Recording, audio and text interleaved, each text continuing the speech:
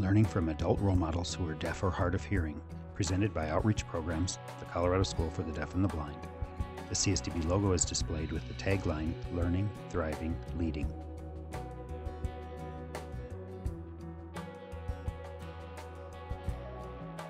Our presenter is seated on a carpeted step in a reading corner of a kindergarten classroom. He is communicating using his voice and sign language. Captions are below on screen. Title, Brent. Hi, my name is Brent White. At the age of 6, I had spinal meningitis, in which I became hard of hearing. I grew up as an oil person all through school, and I have to sit up front where all the teachers and friends can communicate with me at front. My parents send me to early childhood grade schools during the summer to learn how to communicate with the kids with speech language and with the ability to know what I need to do to improve myself. Growing up in the oil school, I never had an interpreter because I did not know sign language when I was growing up. So the form of communication with me was paper or one-on-one conversation. As I was going through school, I had a few challenges where I had to meet with the teachers to communicate better situation. Title, Learning Sign Language. When I graduated from high school and I went to Gallaudet University, I was very nervous because I didn't know sign language. But I had to go to a sign language program during the summer before school started to learn sign language for 3 weeks. And that's how I learned signs so I could improve myself before the school start my freshman year. And at the same time, I was playing football with Gallaudet too, so I need to know the communication. So, and I was very nervous about how to communicate with the deaf because I was an outsider. And but as I move along with the deaf people, my language has improved more and more every year. The other reason that I have sign language skill was also to help me become a coach and teacher, a dorm supervisor for the deaf school, which helped me a lot to communicate with the deaf kids. And am I willing to teach these kids things that I learned myself? Title, Assistive Devices. I grew up with hearing aid, which was the original style of FM behind your ears. And as I got older to high school, I went to the intercanal hearing aid, which is more powerful for me to get better understanding what people are saying. And I'm still using it, and I'm depending on it with my life. Title, Entrepreneurship.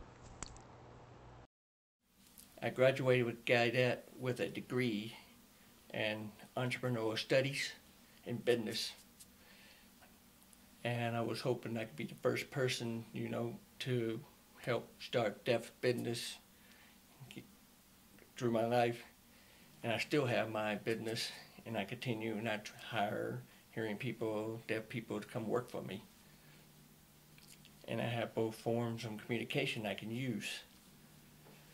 And but I enjoy my life through Gallaudet of learning different things and having an opportunity to become a business person. My company that I own now it's MBW Construction Company. I travel, do a lot of shutdown businesses where they close for the weekend, and I go in and do my work for the construction company. And that's what I do. And I've been doing that since '98. And the skills and the challenges I have, it all depends on the variation when I had to hear people talking, but I'm more of the boss, so I try not to depend on too much of them. My people who work for me do all the work. And the My most challenging thing is the possibility is communicating with the people that I'm bidding jobs with on the phone, and hopefully we communicate good and I get the job or not. Title: Advice for Parents. My advice is that any kid can do anything they want, but I encourage you to help support them what they like, and encourage them to continue with that. It doesn't matter what their career or their athletic skills. Things can become more successful when a deaf person sees himself as a successful person. They will continue to thrive their life with that. And don't let them give up their dreams. I'd rather that people look at me not as a deaf person, but as a person myself. And doesn't mean that I can hear or can hear or can't talk, but I want him to look at me as myself, because we're all even, and I feel that we're the same as every other people are. Title: Challenges for the Hard of Hearing. My biggest challenge and problems are that where so many people are talking at the same time, or talking the same, but they're talking too fast, and I cannot keep up with each individual people, what they're saying, because like I said, we can only focus on one person at the whole time. Title: Advice for Teachers.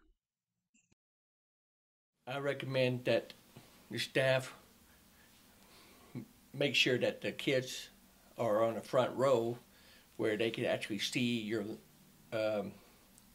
in person, where they can read your lips and hear at the same time.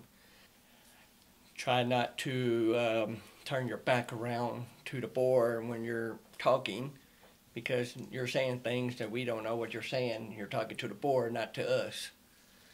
And so I recommend that to try to be more helpful with the person with you, in front of you. They will follow you as they go along and will not be left behind at what you think they will be. And don't depend on others trying to help us, because it's not their job, it's the teacher's job to make sure we understand what's going on. Learning from adult role models who are deaf or hard of hearing has been a production of the Colorado School for the Deaf and the Blind, 33 North Institute Street, Colorado Springs, Colorado, 80903, 719-578-2100, www.csdb.org. Videography by Deb Branch and Sean Leveille. Copyright 2014. Audio description, Jim Olson. Editing assistants, Diane Covington, Dr. Laura Douglas. Captioning, Neil Anthony Thomas, Corey McCormick. Transcription, Eleanor Vasquez.